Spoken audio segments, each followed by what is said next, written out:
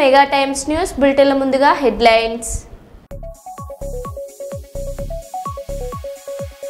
వరంగల్ భద్రకాళి ఆలయంలో శరన్నవరాత్రి ఉత్సవాల ప్రారంభం.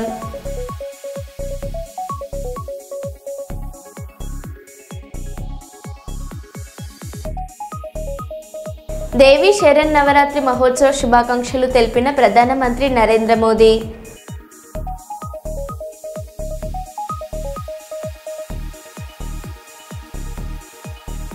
మేడారం సీఎం పర్యటన విజయవంతం చేయాలని సీతక్క ఆదేశాలు.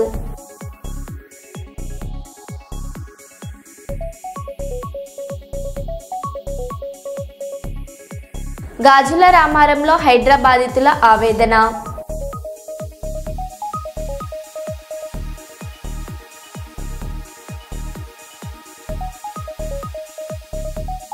కర్నూలులో భారీ వర్షం, జలమయమైన రహదారులు.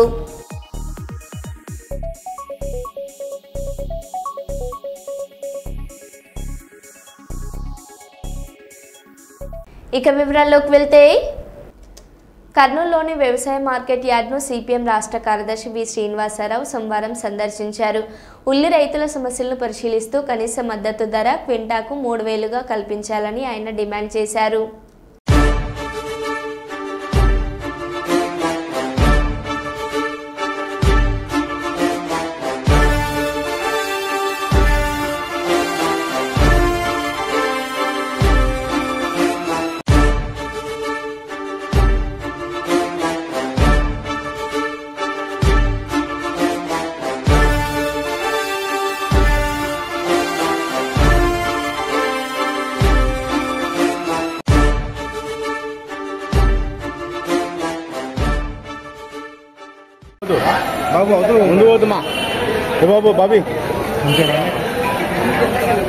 చాలా దయనీయంగా ఉన్నది.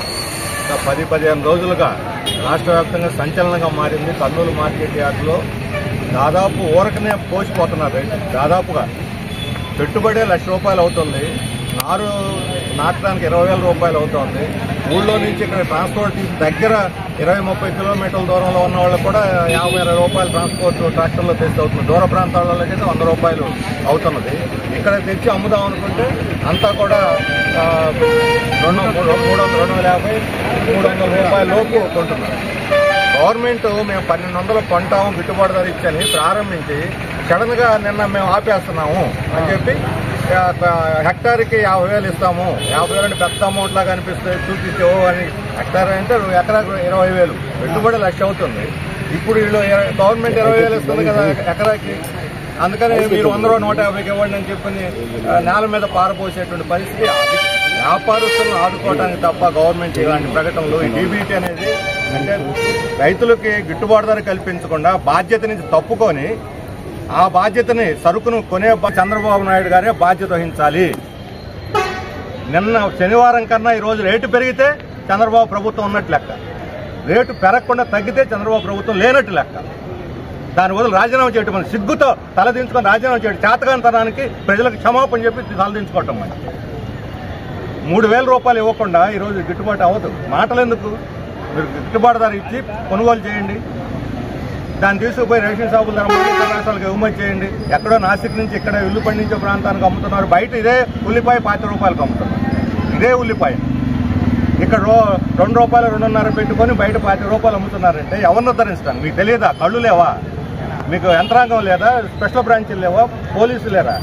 రైతులను తనటానికి ఆ పోలీసులు పెట్టింది, లేకపోతే ప్రజలను ఉద్ధరించడానికి? ఆ మాత్రం సమాచారం తెలుసుకొని వాళ్ళని ఎవరైతే తప్పుడు వ్యాపారాలు చేస్తున్నారో రైతులను వాళ్ళ మీద కేసులు పెట్టండి. లైసెన్స్ లేకుండా నన్ను ఇక్కడ అమ్మారని ఈరోజు వార్త వచ్చింది. ఒకళ్ళ మీద కేసు పెట్టారా లోపలికి వచ్చి?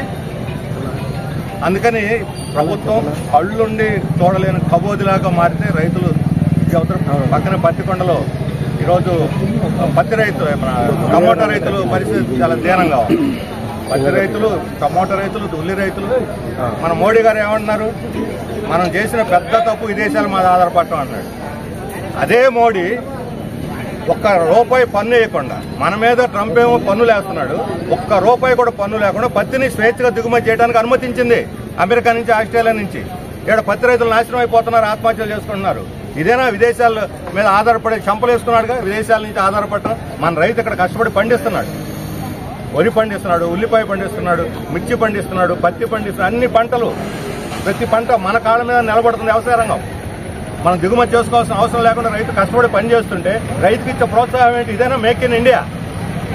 ఇదేనా ఇండియాను అభివృద్ధి చేసే సూపర్ ఓవర్ అభివృద్ధి చేసేది? వ్యవసాయ రంగం 152 మంది ఆధారపడి ఉన్నటువంటి వ్యవసాయ రంగాన్ని ఆదుకోకుండా నిర్భర భారత్ ఏంటి? ఆత్మనిర్భర్ నీ బొంద, అది ఆత్మనిర్భర భారత, వాడు బొంద భారత ఏమిటి? ఇదేనా? విదేశాల మీద ఆధారపడొద్దంటూ స్వదేశాన్ని ప్రోత్సహించే విధానం ఇదేనా అని అడుగుతున్నాను. స్వేచ్ఛగా దిగుమతి చేసి పత్తిని, అన్ని పంటలు రేపు పొద్దున డైరీ ప్రోడక్ట్స్ వస్తాయి దిగుమతికి, తర్వాత గోధుమ వస్తుంది, తర్వాత మొక్కజొన్నలు వస్తున్నాయి, అన్నిటిని అమెరికా వాడికి స్విచ్గా ఇప్పుడు వెళ్ళాడు మన మంత్రి పరిగెత్తుకుంటే అమెరికాకి, కాళ్ళ మీద పడి ఒప్పందం చేసుకొని రావడానికి, రైతును బలి చేయడానికి తప్ప ఈ ఒప్పందం దేనికి? అందుకని మాటలు కదా. ఆత్మనిర్భర భారత్ అంటే ఎవడ కడుపు నిండదు, రైతులు గిట్టుబాటు ధర ఇస్తే కడుపు నిండుద్ది. అందుకని మోడీ మాటలు చెప్పడం మానుకొని ఈ ఉల్లికి అవసరమైనటువంటి మొత్తం ధరల స్థిరీకరణ నిధి నుంచి 3,000 రూపాయలు పెట్టి కొనడానికి అవసరం నిధులు ఇస్తే అప్పుడు కూటమి ప్రభుత్వం ప్రజల మనం చూరకుంటారు. ఈ డిమాండ్ మీద ప్రభుత్వం ముందుకు వస్తా లేదా రైతుల ఆగ్రహాన్ని చవిచూస్తా తెలుసుకోవాలని చెప్పి మేము హెచ్చరిక చేస్తాం. దేవి శరన్నవరాత్రోత్సవాలు ప్రారంభోత్సవం సందర్భంగా కల్లూరు అర్బన్ 20వ వార్డు టెలికాంగ్నగర్లో దుర్గామాత విగ్రహానికి ప్రత్యేక పూజలు నిర్వహించి ప్రజలందరిపై అమ్మవారి ఆశీస్సులు ఎల్లవేళలా ఉండాలని, నవరాత్రి 9 రోజులు ప్రజలందరికీ అపారమైన ఆనందం, శ్రేయస్సు, దుర్గామాత ఆశీస్సులు ఉండాలని కోరామని కాటసాని రాంభూపాల్ రెడ్డి అన్నారు.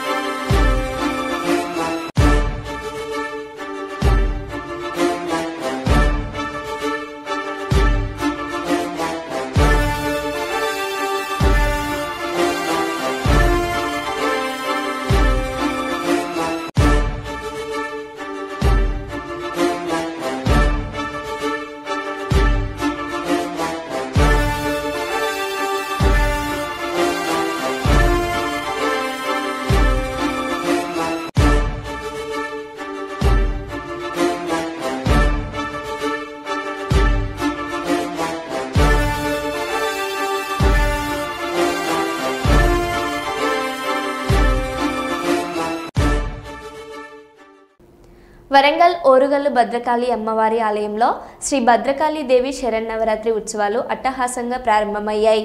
కుటుంబ సమేతంగా దర్శనానికి విచ్చేసిన వరంగల్ పశ్చిమ ఎమ్మెల్యే నాయన్ రాజేందర్ రెడ్డి దంపతులు జ్యోతి ప్రజ్వలన చేసి ఉత్సవాలను ప్రారంభించారు. ఈ కార్యక్రమానికి ముఖ్య అతిథిగా వరంగల్ ఎంపీ కడియం కావ్య హాజరయ్యారు. ఆలయ అధికారులు, అర్చకులు అతిథులను ఆహ్వానించారు.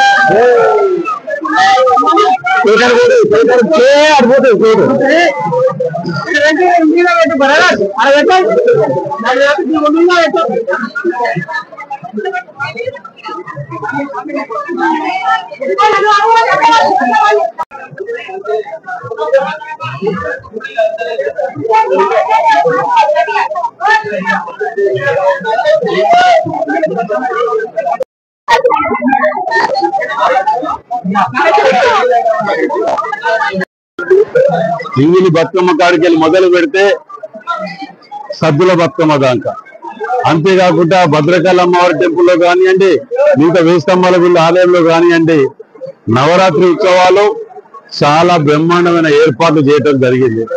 మరి అమ్మవారిని ప్రజలందరూ కూడా ఆయురారోగ్యాలు సుఖ సంతోషాలతో ఉండాలని కోరుకుంటూ, ఎక్కడ కూడా భక్తులకు అసౌకర్యం కలగకుండా ఉండే విధంగా అన్ని ఏర్పాట్లు చేయడం జరిగింది. ఎన్నడూ కూడా నిజంగా కూడా ఇంత బ్రహ్మాండమైన ఏర్పాట్లు చేయలేదు. మీరు అందరూ చూస్తున్నారు. ఎంపీ గారు కానివ్వండి, మేము కానివ్వండి, మిగతా ప్రజాప్రతినిధులు, అధికారులు అందరం కూడా, ఆలయ ఈఓ గారు, పూజారి గారు, ధర్మకర్తలు అందరూ కూడా సమిష్టిగా కృషితోటి 20 ఏళ్ల కింద వేసిన రంగులు కానివ్వండి, కుర్వటాలు కానివ్వండి, స్వామికి ఇట్లా కిలా వరంగల్ ఇట్లా అన్ని చోట్ల మనకి ఎక్కడైతే నిధులు రావాలో సెంట్రల్ నుంచి వాటి గురించి కోరడం జరిగింది. సెంట్రల్ మినిస్టర్ గారిని కలిసి వాళ్ళు సానుకూలంగా స్పందించి ఇప్పుడు ప్రస్తుతం స్టేట్ నుంచి కూడా ప్రపోజల్స్ ఫార్వర్డ్ చేయడం జరిగింది. సో రానున్న రోజుల్లో ఇప్పుడు ఏదైతే మనం చూస్తున్నామో ఇన్ని డెవలప్మెంట్స్, రానున్న రోజుల్లో భద్రకాళి అమ్మవారిని ఒకటే కోరడం జరిగింది.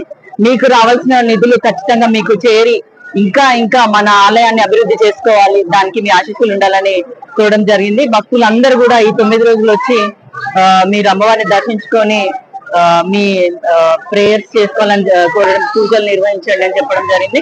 అదే విధంగా సద్దుల బతుకమ్మ దసరా పండుగ శుభాకాంక్షలు అందరికీ తెలియజేస్తున్నాను మీ తరఫున. కర్నూలు నగరంలోని కృష్ణానగర్, అబ్బాస్ నగర్, రవీంద్ర ప్రైవేట్ పాఠశాల భవనంలో బలిజ సంఘం జేఏసీ నాయకులు సమావేశం నిర్వహించారు.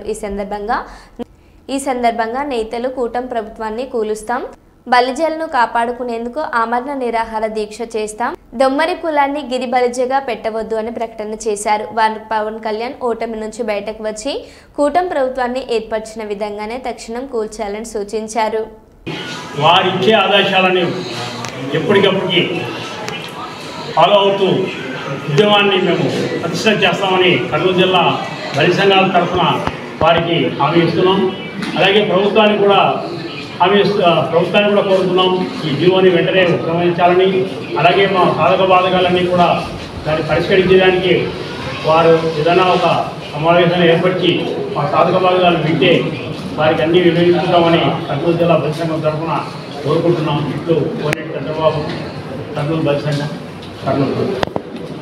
సంఘాల వేదికగా రాష్ట్ర ప్రభుత్వాన్ని డిమాండ్ చేస్తా ఉన్నాం.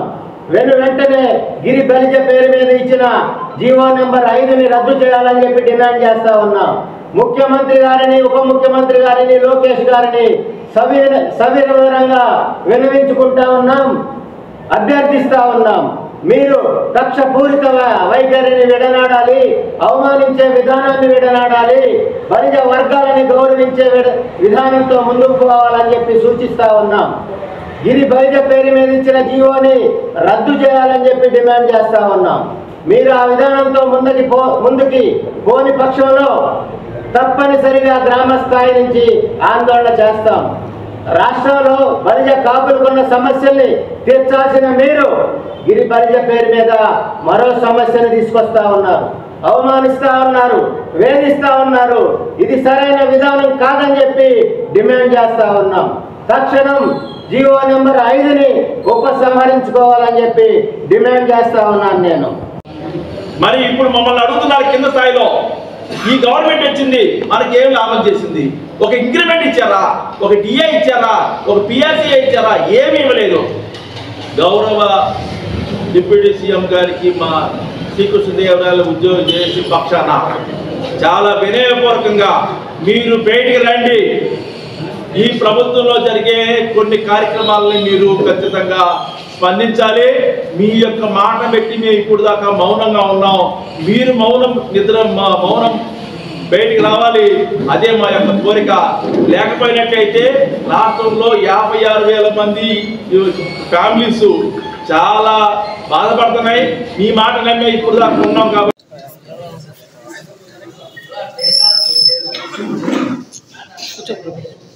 సార్ కొంచెం మాట్లాడవా. మీడియా మిత్రులందరికీ, మీడియా సోదరులందరికీ ప్రత్యేక ధన్యవాదాలు తెలుపుతా ఉన్నాను.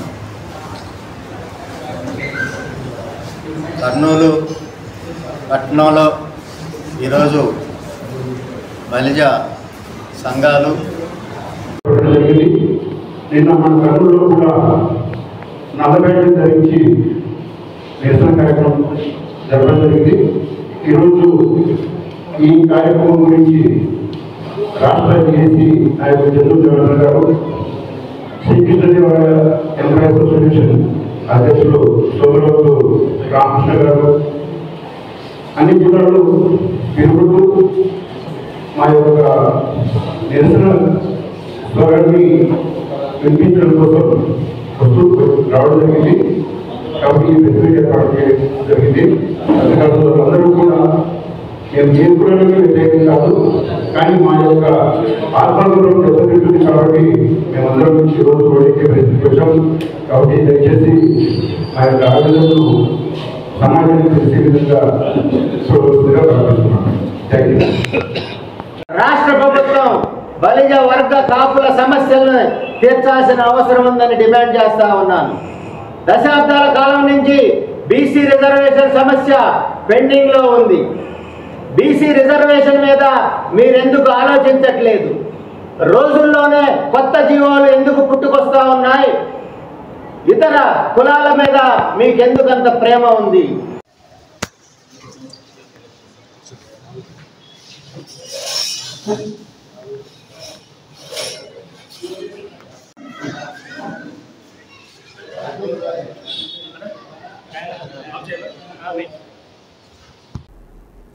నరేంద్ర మోదీ జన్మదినాన్ని పురస్కరించుకుని దేశవ్యాప్తంగా అక్టోబర్ 2 వరకు కొనసాగనున్న సేవా పక్వాడ్ అభియాన్లో భాగంగా పెద్దపల్లి జిల్లా పాలకుర్తి మండలంలోని కుక్కలగూడూరు గ్రామంలో అన్నదాత అభినందన యాత్ర కార్యక్రమం ఘనంగా నిర్వహించారు. ఈ కార్యక్రమాన్ని పాలకుర్తి మండల అధ్యక్షులు మెరుగు నరేష్ ఆధ్వర్యంలో నిర్వహించడం జరిగింది. ఈ కార్యక్రమానికి ముఖ్య అతిథిగా బీజేపీ రామగుండం ఇన్ఛార్జి కందుల సంధ్యారాణి హాజరై రైతులను ఘనంగా సన్మానించారు. అనంతరం రైతులతో కలిసి ఎడ్ల బండ్లతో గ్రామంలో ర్యాలీ నిర్వహించారు. ఈ సందర్భంగా కందుల సంధ్యారాణి మాట్లాడారు.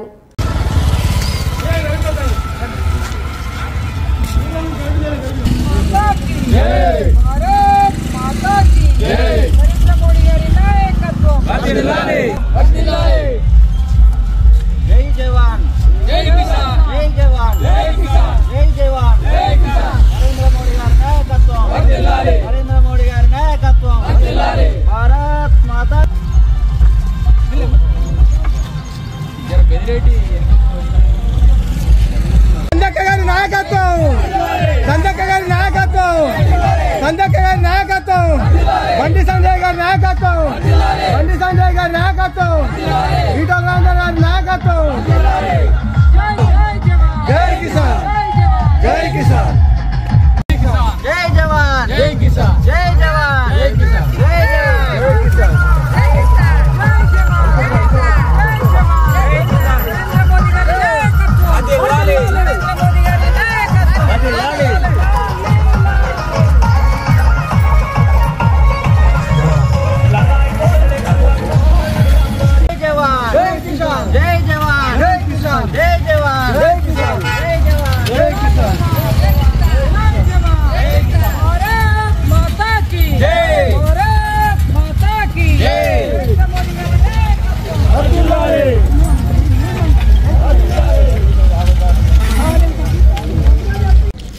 అందరికీ నమస్కారం.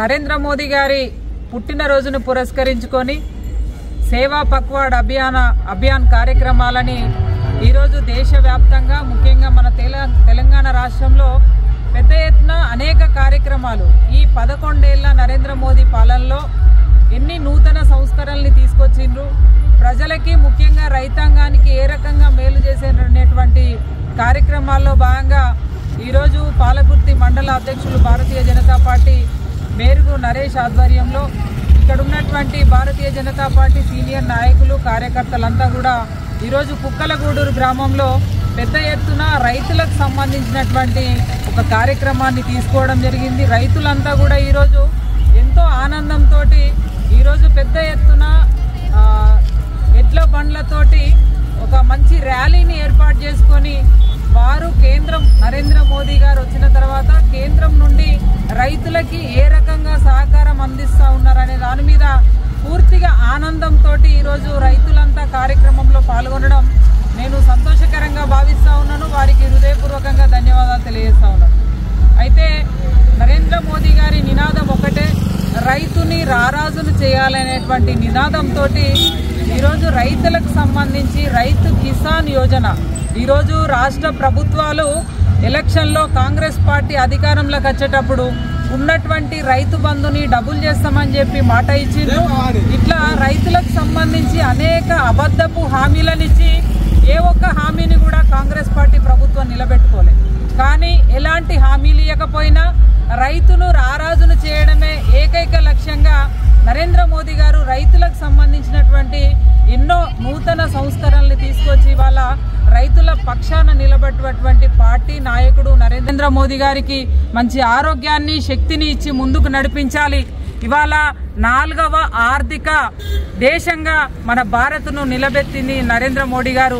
రేపు రాబోయేటువంటి రోజులలో ప్రపంచంలో విశ్వగురువు స్థానంలో ఈ దేశాన్ని నిలబెడతా ఉన్నారు. కాబట్టి మనమంతా కూడా వారి బాటలో నడుస్తూ వారు చేయబోయేటువంటి మహత్ కార్యంలో మనమంతా భాగస్వాములు కావాలని కోరుతూ మరొకసారి నరేంద్ర మోదీ గారికి హృదయపూర్వకమైనటువంటి పుట్టినరోజు శుభాకాంక్షల్ని రైతుల పక్షాన తెలియజేస్తూ ఇంత మంచి కార్యక్రమాన్ని నిర్వహించినటువంటి అధ్యక్షుడు నరేష్ గారికి, ఇక్కడ ఉన్నటువంటి మా కార్యకర్తలు రామన్న కావచ్చు, అలాగే ఇక్కడ ఉన్నటువంటి లక్ష్మణ్ కావచ్చు, తిరుపతి అన్న, వారందరికీ కూడా ఇక్కడ ఉన్నటువంటి ప్రతి ఒక్కరికి హృదయపూర్వకంగా నేను ధన్యవాదాలు తెలియజేస్తా ఉన్నాను. భారత్ మాతాకి జై. భారత్ మాతాకి భారత్ మాతాకి నరేంద్ర మోడీ నాయకత్వం, నరేంద్ర మోడీ నాయకత్వం. విద్యుత్ ఉద్యోగుల న్యాయమైన డిమాండ్స్ రాష్ట్ర ప్రభుత్వం పరిష్కారానికి చర్యలు తీసుకోవాలని విద్యుత్ ఉద్యోగాల జేఏసీ చైర్మన్ సతీష్ బెలగాల్ హుసేన్లు కోరారు. కర్నూలు నగరంలోని ట్రాన్స్కో ఎస్సీ కార్యాలయం నుంచి కొత్త బస్టాండ్ మీదుగా కలెక్టర్ కార్యాలయం చేరుకుని 1500 మందితో నిరసన చేసిన అనంతరం జిల్లా కలెక్టర్కు వినతి పత్రం అందజేయడం జరిగింది. విద్యుత్ జేఏసీ యాజమాన్యం నుండి వైఖరి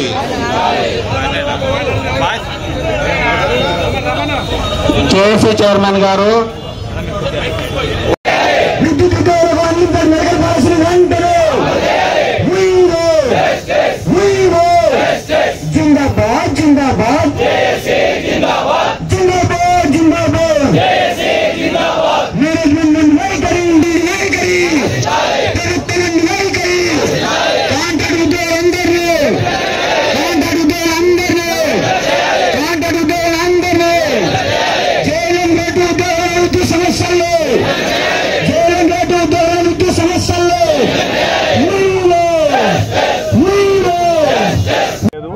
అలాగే మేము ఇక్కడ ఇంతమంది మీ దగ్గర 1500 మంది మీ గ్యాదర్ అయినా కూడా ఎక్కడ ఏ విధమైన ఇంటరప్షన్ కలగలేదు. ప్రతి ఊరిలో కూడా సప్లై ఉంది. ఇదే విషయము మేము కలెక్టర్ గారికి విన్నవించాము. కలెక్టర్కి విన్నవించి మా మెమోరాండం సమర్పించాము. మేడం దయచేసి మా బాధలని గవర్నమెంట్కి అంటే ఎనర్జీ సెక్రటరీ గారికి పంపించమని చెప్పాము. మేడం కూడా పాజిటివ్గా స్పందించింది. అలాగే మా సమస్యలను ఖచ్చితంగా తీర్చడానికి ప్రయత్నిస్తానని చెప్పింది. ధన్యవాదాలు తెలిపి వచ్చాము. చుట్టుకున్న యాజమాన్యం మా సమస్యలను ఈ సందర్భంగా పరిష్కరించామని కోరుతా ఉన్నాం. మరి అదేవిధంగా ప్రధాన డిమాండ్ మీకు అందరికీ తెలుసు, ఈపీఎఫ్ టు జీపీఎఫ్ ఇవ్వడంలో కానీ ప్రభుత్వం విఫలమైంది. మరి అదేవిధంగా కరువు భత్యం 4 డిఏలు కూడా మరి ఈ రోజు వరకు కూడా ఈ ప్రభుత్వం ఏర్పడి 18 నెలలైనా కూడా మేము వెయిట్ చేశాం. 4 కరువు భత్యం డిఏలు కూడా వెంటనే రిలీజ్ చేయాలని కోరుతా ఉన్నాం. అదేవిధంగా అపరిష్కృతంగా ఉన్న సమస్య మెయిన్ మెడికల్ పాలసీ, మరి అన్లిమిటెడ్ మెడికల్ పాలసీని అందరికీ కూడా వర్తించే విధంగా చేయమని కోరాం. మరి ఈ రాష్ట్రంలో పనిచేస్తున్న 27,000 మంది కాంట్రాక్ట్ కార్మికుల భౌత్యం మీద యాజమాన్యం చర్చించవలసిన బాధ్యత ఉంది.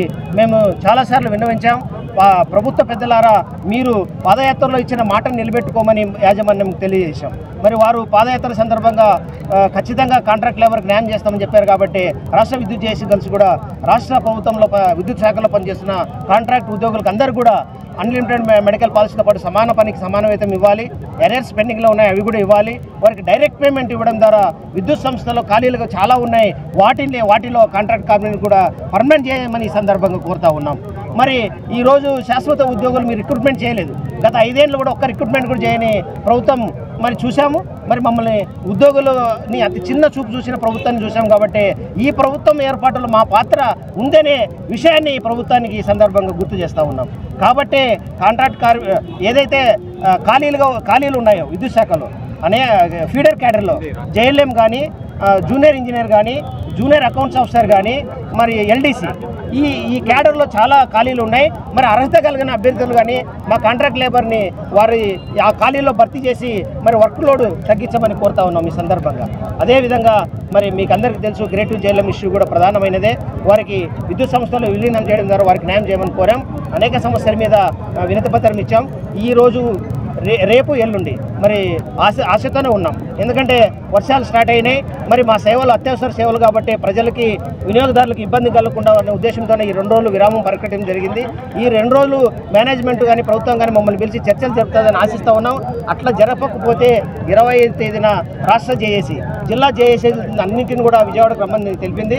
ఈ జిల్లా జేఏసీలతో అనుసంధానం చేసుకుని వీళ్ళందరినీ కూడా మరి రాబోయే నిరవధిక సమ్మెకు మరి పోవడానికి మరి పిలుపునిచ్చింది. కాబట్టి మరో బులెటిన్లో మళ్ళీ కలుద్దాం. Stay tune.